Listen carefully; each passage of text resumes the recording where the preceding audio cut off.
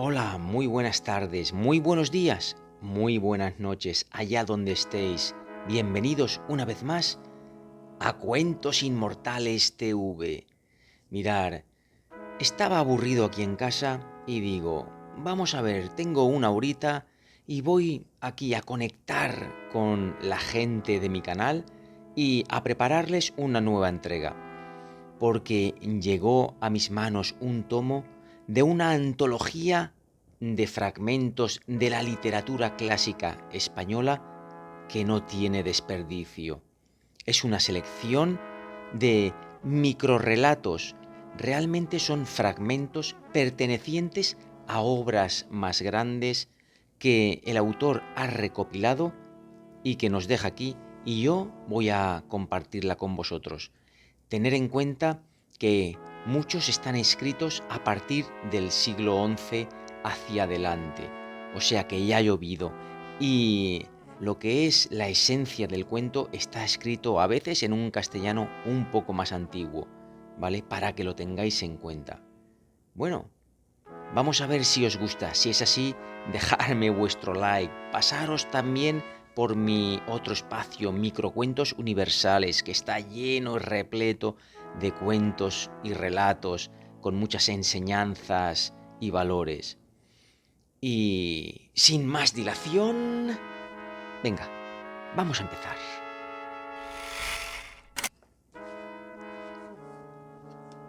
Antes de leeros el fragmento, siempre os leeré de quién es, quién lo escribió, algo sobre ese autor y después ya pasaré al microrrelato. Empezamos por Pedro Alfonso Mosén Sefardí.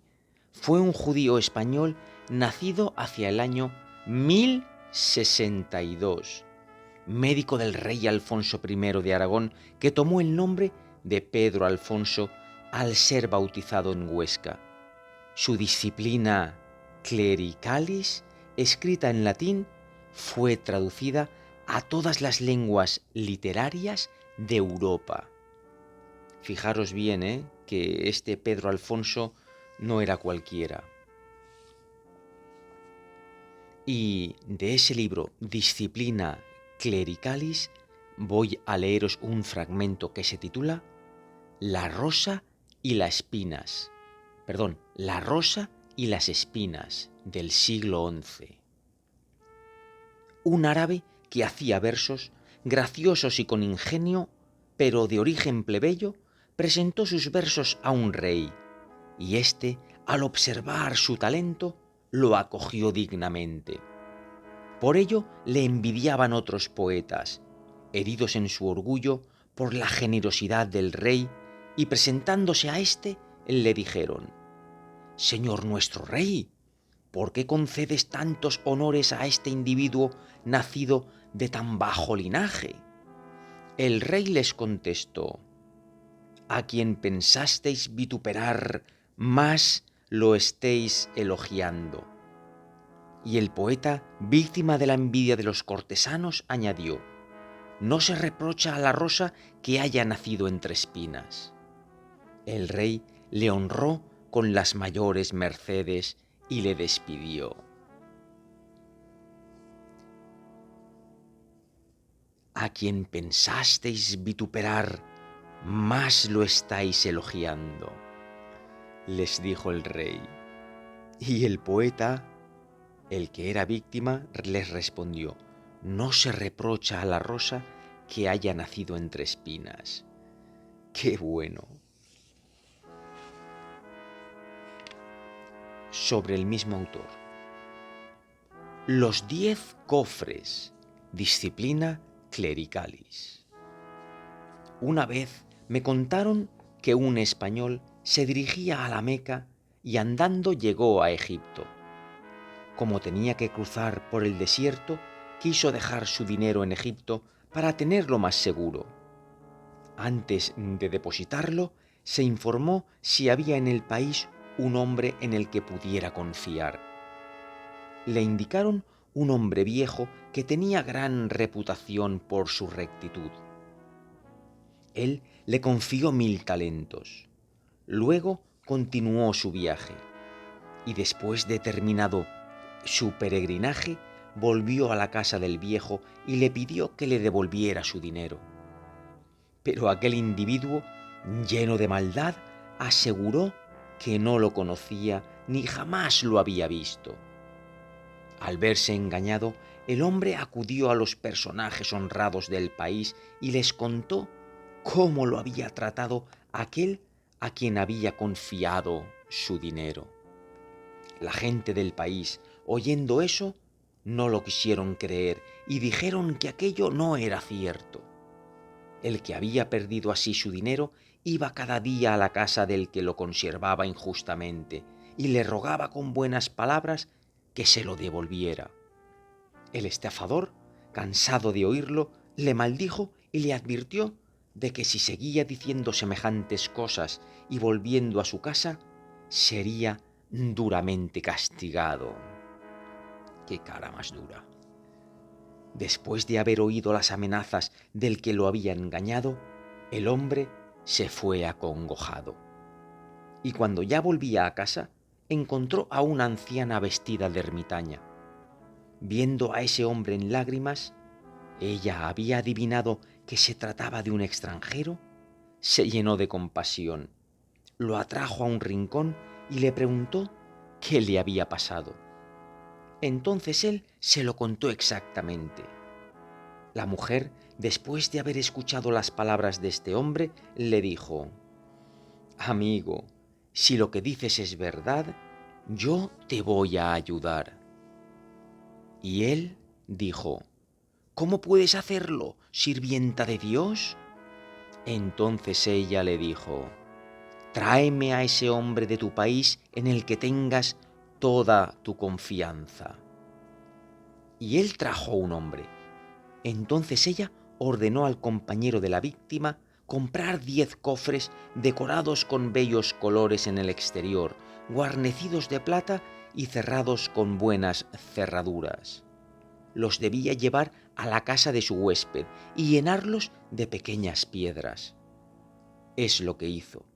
Entonces la mujer, cuando vio que lo había pedido, estaba listo y le dijo: «Ahora busca 10 hombres para venir conmigo y con tu amigo a la casa del hombre que te ha engañado. Que traigan los cofres, caminando uno detrás del otro, en columna.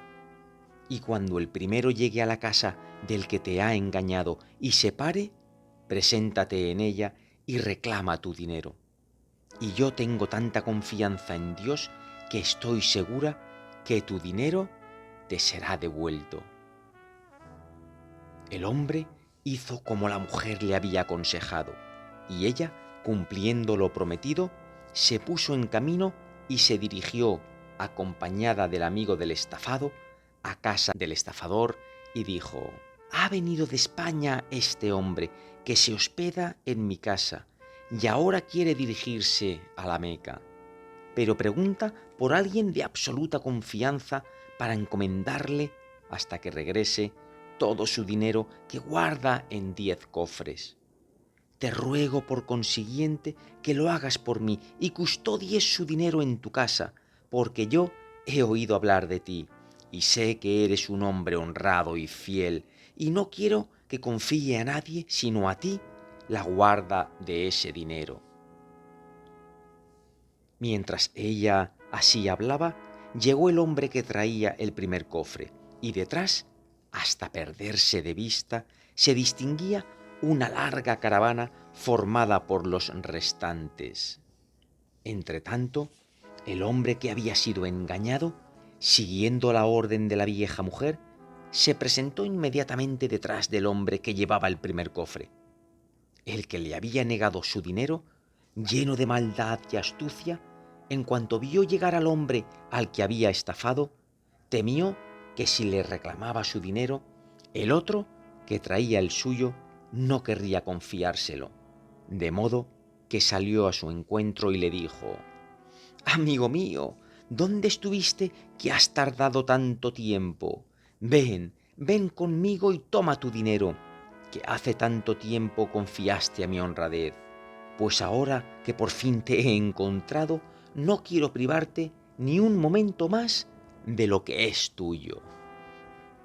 El primero, lleno de contento, recuperó su dinero y se marchó dándole gracias a Dios por lo ocurrido. En cuanto la vieja vio que el hombre había recuperado su dinero, se volvió y dijo: mi compañero y yo vamos a buscar a los otros portadores de cofres y decirles que se apuren. Espera nuestra vuelta y guarda bien lo que ya te hemos confiado. Todo contento, guardó lo que ya había recibido y esperó. Y tal vez espera todavía su llegada. Si es que, al final, el que engaña a los demás tiene por narices que ser engañado. La vida se lo tiene que devolver. Dejarte confiado un dinero, dejarte confiado algo y después que tengas la cara tan dura de no devolverlo. ¿Sabéis una cosa? Yo conozco a alguien que pasó por algo muy parecido, incluso diría yo que mucho más duro, porque dejó a una familia que conocía de toda la vida, todos sus enseres, todas sus pertenencias, todo lo que tenía en un piso. Se fue al extranjero y cuando volvió se lo negaron todo. Quiere decir que este cuento, esta fábula, esta leyenda es tan real como la vida misma. Y yo, una persona muy cercana a mí, lo ha vivido. Pero sigamos. Sobre el mismo autor. El cubrecamas. Disciplina clericalis. Cuentan que un hombre tuvo que salir de viaje y le pidió a su suegra que cuidara a su mujer. Ahora bien, su esposa se encaprichó con otro hombre y lo confió a su madre. Esta, convencida por su hija, se declaró a favor de su amor e invitó al galán y lo hizo comer con su hija. Durante la comida, el marido volvió y tocó la puerta. La mujer se levantó, escondió al galán y luego abrió la puerta a su marido. Este entró y pidió que se le preparara la cama. Quería descansar porque estaba cansado. La mujer, aturdida, no sabía bien qué hacer. Viendo eso, su madre le dijo: «No te ocupes, hija mía, de preparar la cama. Antes tenemos que enseñarle a tu marido el cubrecama que hemos hecho». Y la vieja sacó el cubrecama, lo extendió todo lo que pudo, lo agarró por una punta y dio la otra a su hija. Así, gracias a ese cubrecama desplegado, engañaron al marido y el amante, oculto tras el cubrecama, pudo salir de la casa. Entonces la madre dijo a su hija: «Extiende ahora el cubrecama sobre la cama de tu marido, pues ha sido tejido por tus manos y las mías». Y el marido respondió: «Entonces, tú, madre, ¿sabes hacer semejante cubrecama?». «Ay, hijo mío», respondió la suegra, «ya he tenido que hacer muchos como este». Pobre marido, le estaban saliendo unas cositas aquí detrás, ¿sabes? Tipo ciervo, pero grandecitas, grandecitas. No era la primera vez que la madre, en connivencia con la suegra, le ponían los cuernos al pobre apaleado del marido. Bueno, algunas personas realmente creen que engañan y se están engañando a sí mismas. No sabemos, no sé por qué hacen esas cosas, pero bueno, cada uno tendrá sus motivos, ¿no? Cambiemos un poco de autor y vayamos ahora a Calila Edimna, el autor desconocido. Se escribió este libro, Calila Edimna, entre los siglos IV y VI, probablemente en Cachemira, India, como cuento de cuentos, alcanzando gran fortuna entre budistas, musulmanes y cristianos. El rey de Castilla y León, Alfonso X el Sabio, cuando era infante todavía, ordenó traducirlo a la lengua romance. El texto que aquí recogemos pertenece a la versión que del libro hizo José María Merino. El ladrón y el rayo de luna, escrito en Calila Edimna. Una noche de luna llena andaba un ladrón sobre la casa de un hombre rico. La luz de la luna entraba por la ventana abierta y el hombre despertó al oír moverse al ladrón. Entonces hizo que su mujer se despertase y le pidió que le preguntase en voz alta cómo había llegado a poseer tantas riquezas y que insistiese, aunque él se mostrase remiso, hasta que le diese la respuesta. Así lo hizo la mujer y el ladrón oyó lo que decían. «Ya que te pones tan pesada, te lo diré», respondió al fin el marido. «Yo me hice rico robando». «¿Cómo es posible? Si todo el mundo te tiene por una persona honrada». Descubrí un secreto que me permitía robar de manera muy disimulada». «¿Y cómo lo hacías?» «Robaba en las noches de luna llena, como hoy. Trepaba hasta el tejado de la casa en la que quería robar. Buscaba una ventana por la que entrase la luna, repetía 7 veces la palabra Saulan, me abrazaba al rayo de luna y descendía por él hasta la ventana para entrar en la casa. Y cuando había cogido lo que me apetecía, volvía a bajar al suelo por el rayo de la luna. Así gané todo lo que tengo». Al oír aquello, el ladrón pensó que había conseguido mucho más de lo que podía imaginar. Y cuando el matrimonio guardó silencio, 1 hora más tarde, pronunció 7 veces la palabra Saulan y se agarró al rayo de luna para descender hasta la ventana. Pero cayó al suelo de la calle descalabrándose. Un fragmento un tanto risueño. El ladrón y el rayo de luna. Ay, ¿podrá haber ladrón más bobo? Repetimos, al final, el que quiere engañar es engañado. Vamos a pasar al siguiente. Gonzalo de Berceo, nacido hacia el año 1198. Fue el primer escritor en lengua romance. Fue además monje en el monasterio de San Millán de la Cogolla.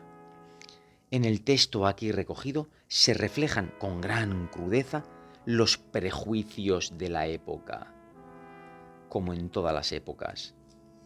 Prejuicios por todos los lados, por la raza, por la religión, por el país, siempre prejuicios. Pero veamos este texto. El niño judío, perteneciente al libro Milagros de Nuestra Señora.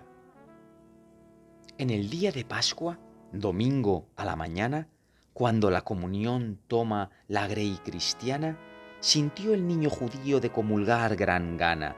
Comulgó con los otros el cordero sin lana. Mientras que comulgaban, con una gran premura, alzó el niño judío la mirada a la altura y vio sobre el altar una bella figura, una dama hermosísima con gentil criatura. Vio cómo esta dama, que sentada allí estaba, a grandes y a chicos de comulgar les daba. Gustóle ella mucho, cuanto más la miraba, de su gran hermosura, más se enamoraba. Salió de la iglesia alegre y contentado. Fue enseguida a su casa. Como estaba avezado, amenazólo el padre, porque había tardado, pues merecedor era de ser así hostigado. «Padre», le dijo el niño, «no os negaré yo nada, pues con niños cristianos me fui de madrugada. Con ellos oí misa, ricamente cantada, y comulgué con ellos la hostia consagrada».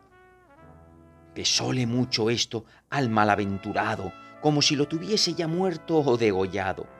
No sabía en su gran ira qué hacer el endiablado. Hacía malos gestos como un endemoniado. Tenía en su casa este perro traidor un horno grande y fiero que causaba pavor. Hízolo calentar el loco pecador, de modo que echaba un soberbio calor.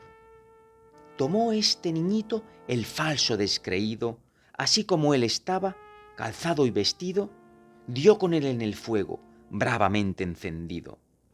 Mal le venga a tal padre que tal hace a su hijo. Vamos, que cogió al hijo y lo echó dentro del horno. Metió la madre voces, una gran gritería, tenía con sus uñas las mejillas heridas. Hubo allí muchas gentes, en un rato venidas, de tan feroces quejas estaban aturdidas. El fuego, aunque bravo, tuvo comedimiento, ni lo dañó en un punto, mostróse bien atento. El niñito del fuego se salvó bien exento, hizo el rey poderoso un milagro al momento. Estaba en paz el niño en el horno voraz, en brazos de su madre no hallaría más paz. No preciaba este fuego más que a otro rapaz, pues le hacía la gloriosa compañía y solaz. Salióse de la hoguera sin ninguna lesión, el calor no sintió más que otra sazón.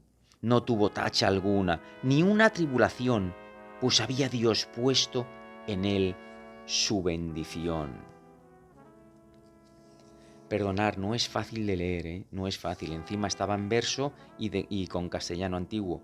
Un poquito rebuscado, pero me ha encantado, ¿no? Me ha encantado. El hijo que es judío se va con los amigos que son cristianos y se va de misa y se va a ser bendecido. Se lo cuenta al padre y el padre de poco lo mata, lo tira al horno encendido y no le causó pues quemaduras pues gracias a la madre, ¿no? Gonzalo de Berceo, qué gran escritor fue, en el siglo XII ya, ¿eh? Vamos a ver quién tenemos por aquí ahora. ¡Oh! Don Juan Manuel, nacido en Escalona, Toledo, en 1282. Fue sobrino de Alfonso X el Sabio. Hombre de cultura latina y de erudición islámica, es uno de los padres de la prosa española. Su obra magna fue El Conde de Lucanor. Y vamos a leer un fragmento del Conde de Lucanor, o El Conde Lucanor.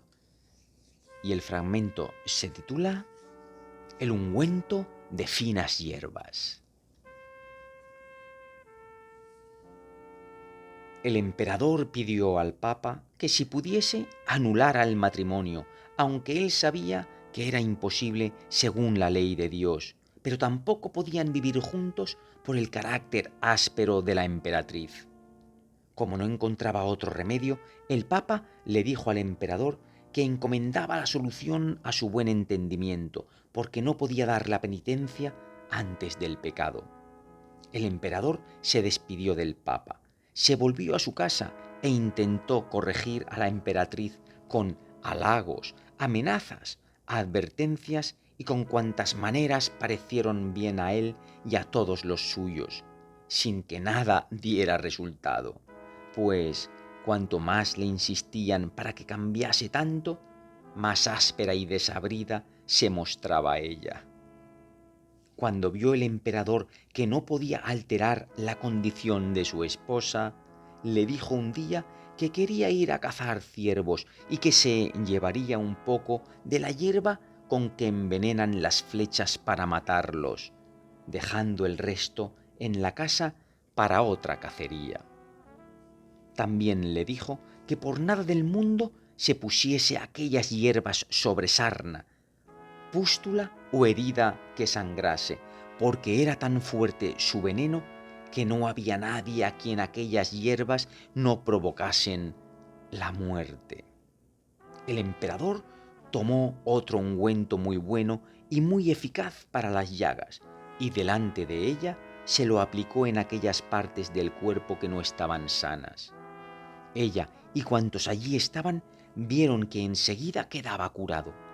Le dijo después a su esposa, en presencia de numerosos cortesanos y de otras personas, que se diese de aquel ungüento en cualquier llaga que tuviera.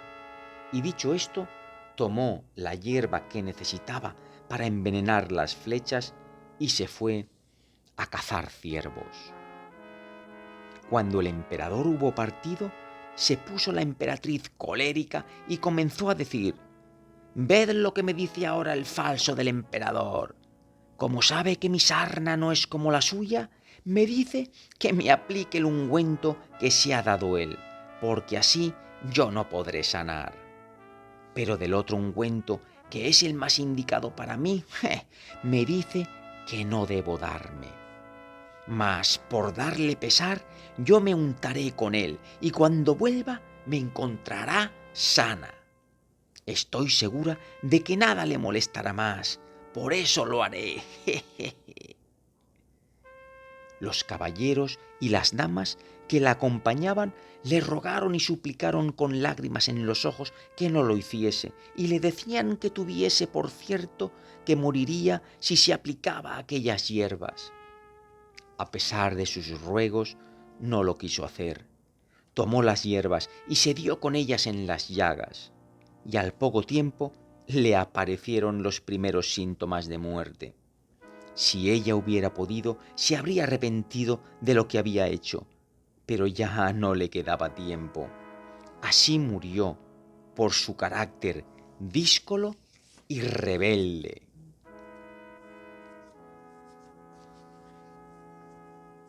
Al final, si es que hemos de hacer caso muchas veces a lo que nos dicen, porque también es por nuestro bien.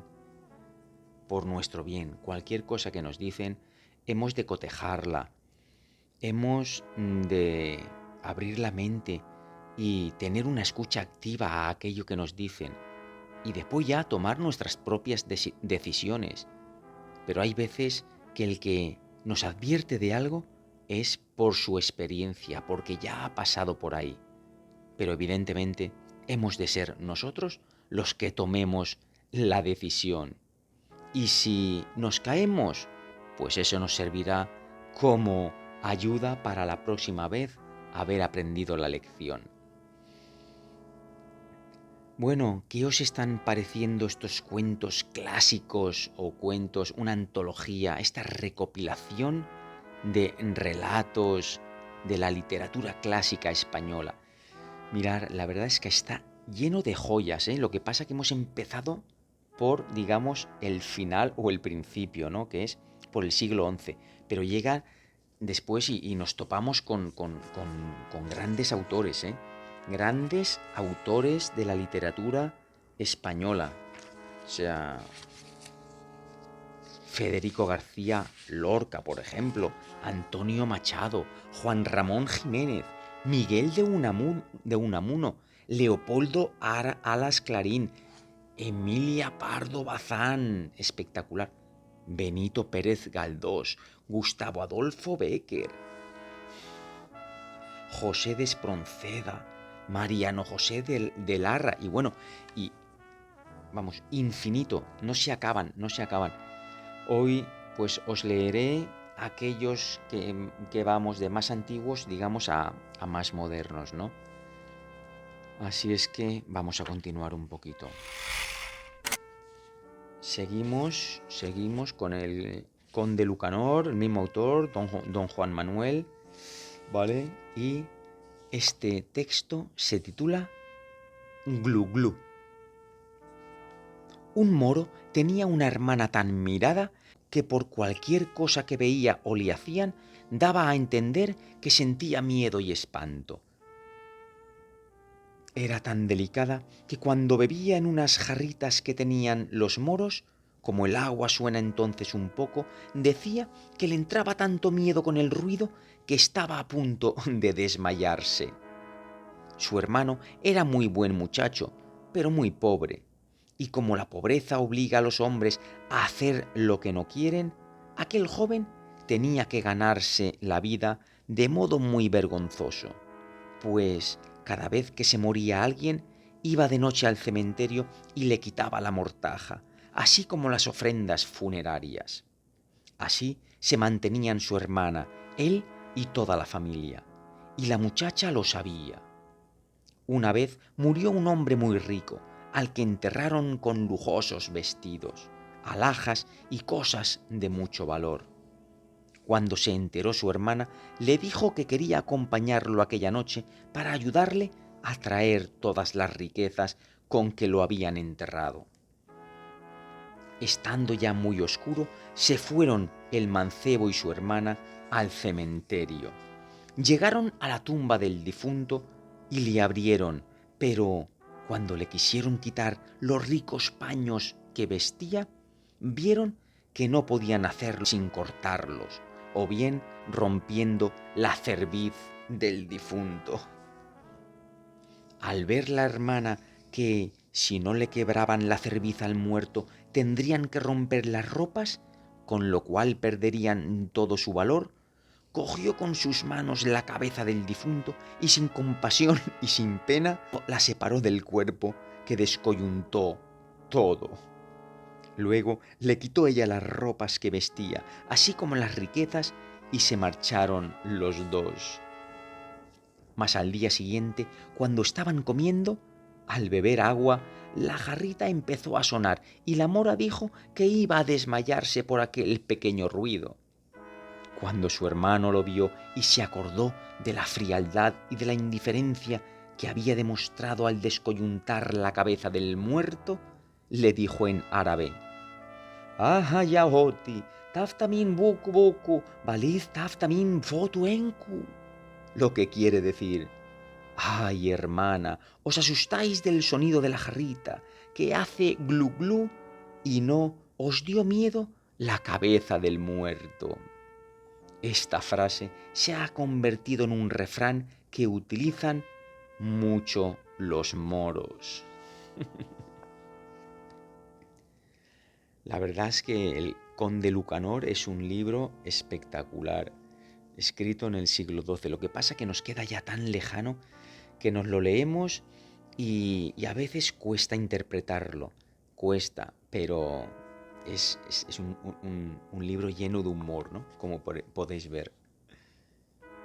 Y siguiendo, para acabar con el Conde Lucanor, vamos a leer el último cuentecito de este libro, titulado Hombre previsor por dos vale. En un país tenían la costumbre de elegir a un hombre como señor para un solo año, durante el cual lo obedecían en todo. Pero al terminar el año le quitaban cuanto poseía, lo llevaban a una isla desierta y lo dejaban desnudo sin permitir que nadie lo acompañara. Sucedió una vez que fue elegido como señor un hombre mucho más inteligente y más previsor que cualquiera de sus antecesores. Como sabía que al terminar su mandato le harían lo mismo que a los otros, antes de que su mandato expirase, sin que nadie se enterara, mandó construir en la isla donde sería desterrado una casa grande y confortable, en la que guardó cuantas provisiones pudiera necesitar para el resto de su vida. La casa fue construida en un lugar tan oculto que nadie, ni ninguno de los que lo habían elegido señor, pudo descubrirla. También advirtió a algunos amigos y familiares que, si ellos veían que le faltaba algo de lo necesario, se lo enviasen, para que jamás careciese de alimentos o vestiduras. Cuando se cumplió el año y los de aquella tierra lo despojaron del mando, lo llevaron desnudo a la isla, como hacían con todos. Pero él pudo vivir muy felizmente, pues, como había sido tan previsor al mandar construir aquella casa, pudo vivir en ella contento y feliz. Fijaros si se aprenden también con estos cuentecitos, ¿no? Hombre precavido vale por dos. Es un refrán que yo he oído toda la vida. Y mira por dónde en el siglo XII ya lo estaban mentando. Si es que así es, así es. Muchas veces, a ver, no hay que planificar tanto las cosas, ¿no? Porque si no, al final nunca hacemos nada, porque siempre encontramos algún pero, algún obstáculo, algún imponderable que no sabemos cómo solucionar. No hay que planificar tanto, pero bueno, eso no significa que no sea precavido en las acciones que tenga que tomar, ¿no? No hay que ser un cabeza loca, hay que ser precavido. Como dice el refrán, hombre precavido vale por dos. Y ahora imaginaros que a nuestros políticos de hoy en día se les hiciera eso. Estuvieran un año mandando, un año, y les hacemos caso en todo. Y al cabo del año lo despojamos de todo y los tiramos a una isla desierta. No sería mala idea, la verdad, porque algunos desde luego se lo merecen, por no decir todos los que están ahí mandando, la verdad. Esto es un auténtico desastre. Estamos ya viviendo en una distopía, en una distopía. Y si no tomamos cartas en el asunto, no veo mucha solución. Pero vamos a ser positivos. Si quieres que cambie el mundo, empieza por cambiarte a ti mismo. Hay que tener eso siempre presente. Venga, sigamos, cambiemos de autor.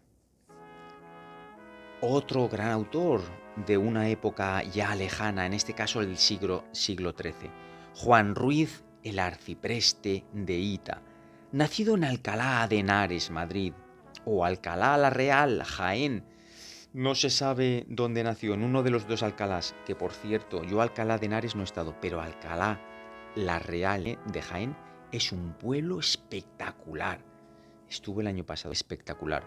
Pues nuestro autor, el Arcipreste de Hita, nació en 1283 y fue autor de una única obra, quizás redactada en la cárcel, el Libro del Buen Amor, considerada una de las más importantes de la literatura medieval europea.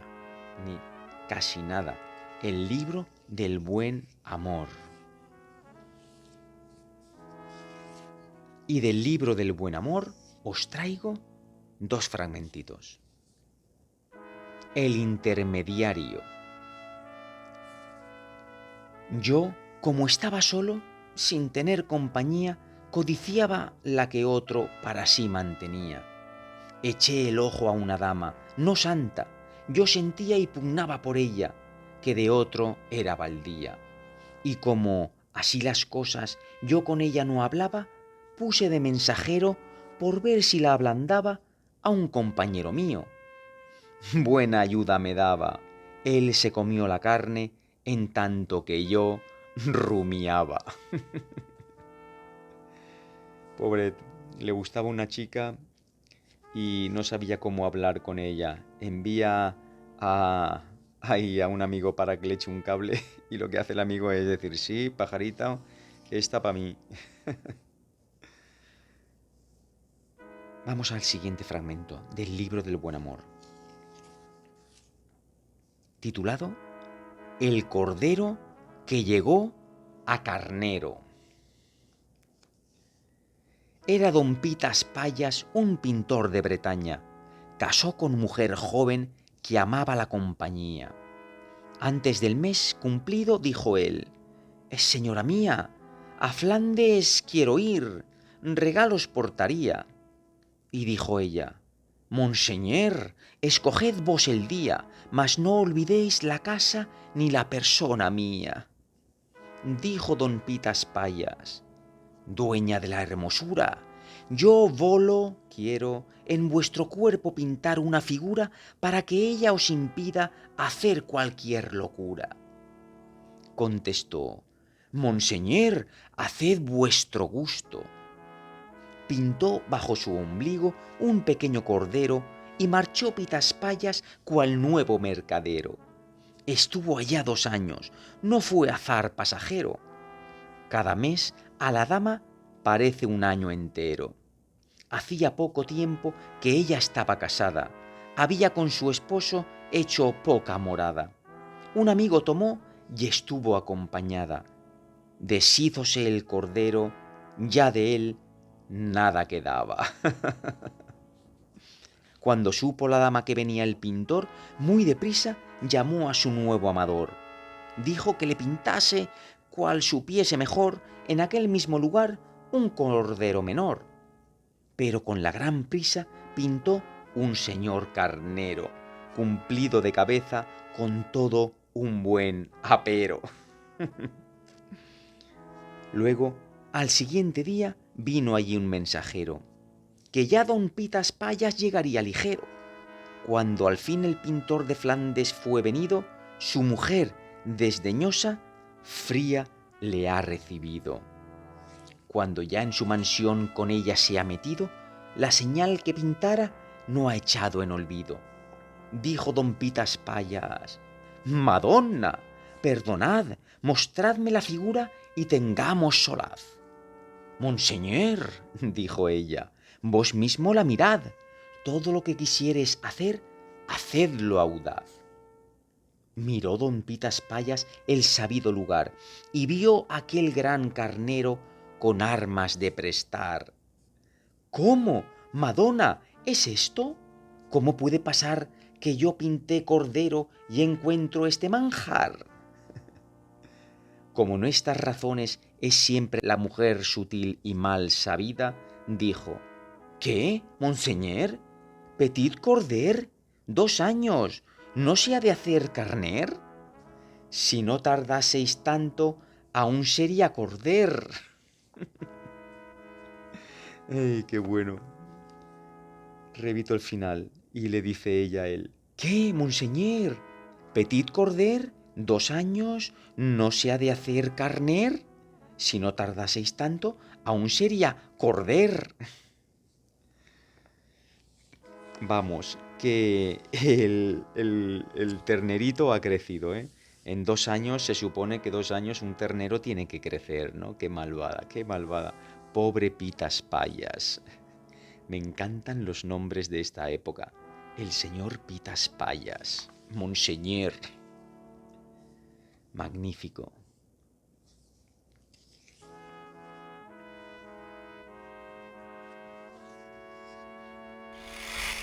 Vamos a ver, voy a compartir con vosotros ahora algo de Diego de San Pedro, nacido en 1437 y muerto se piensa en 1498, 50, no 61 años.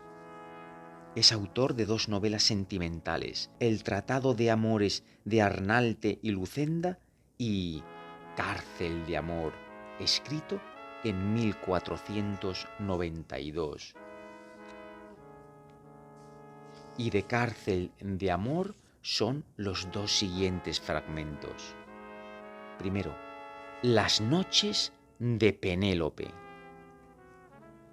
Penélope fue mujer de Ulises, e ido él a la guerra troyana, siendo los mancebos de Ítaca aquejados de su hermosura, la pidieron muchos de ellos en casamiento, y deseosa de guardar castidad a su marido, para defenderse de ellos, dijo que la dejasen cumplir una tela, como acostumbraban las señoras de aquel tiempo esperando a sus maridos, y que luego haría lo que le pedían. Y como le fuese otorgado con astucia sutil lo que tejía de día deshacía de noche, en cuya labor pasaron 20 años, después de los cuales, venido Ulises, viejo, solo, destruido, así lo recibió la casta dueña, como si viniera en fortuna de prosperidad.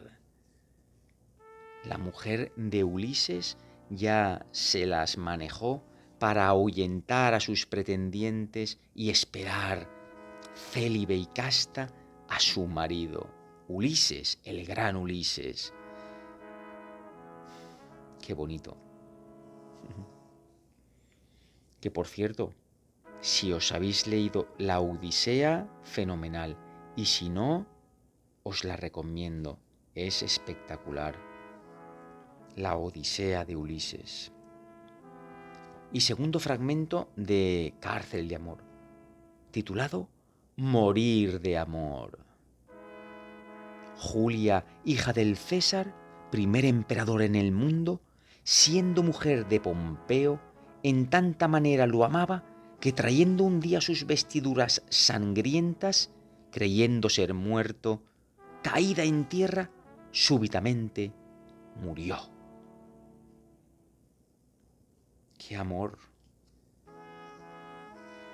Trajeron ropas raídas y sangrientas de su amado y ella solo con verlas cayó muerta, le dio un infarto a la pobre.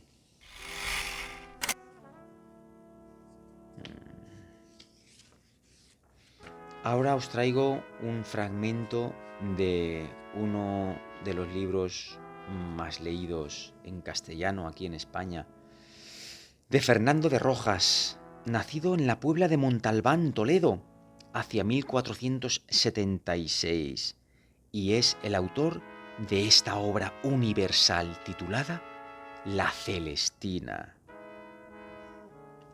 Supongo que la habréis oído.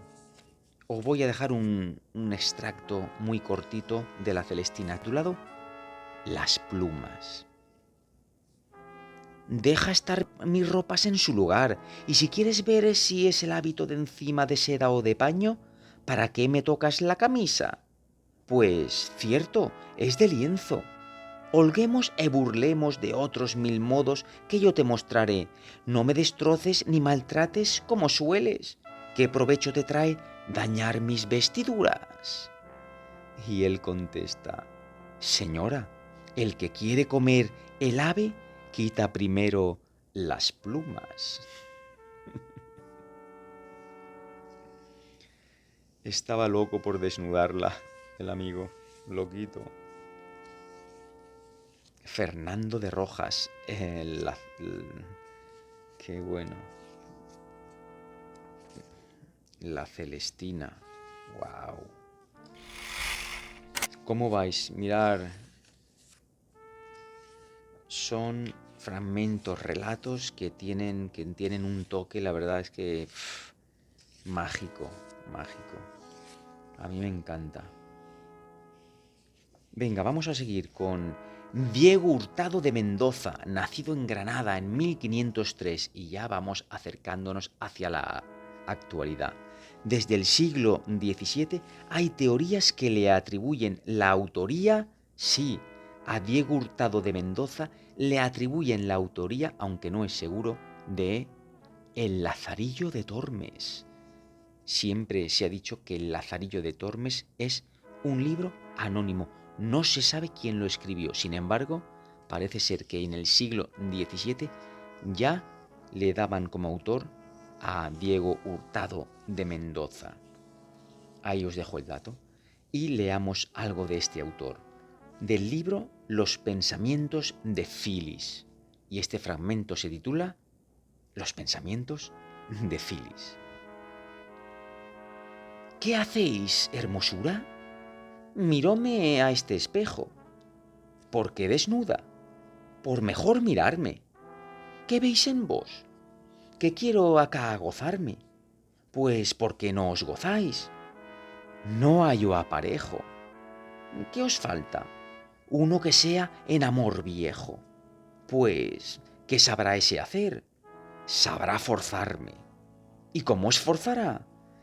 Con abrazarme sin esperar licencia ni consejo.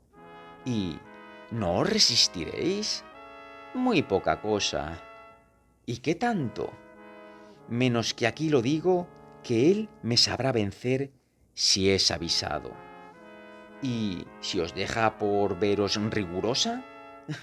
Tenerle he yo a este tal por enemigo, vil, necio, flojo, lacio y apocado. La chica tenía ganas de marcha. La chica tenía ganas de marcha y no encontraba con quién. Bueno. Y aquí creo que lo vamos a dejar. Hemos leído ya sin parar, ¿eh? Mirad, aquí no he hecho parones Si me he confundido, lo siento mucho de verdad, pero quería leerlo así, traerlo tal cual.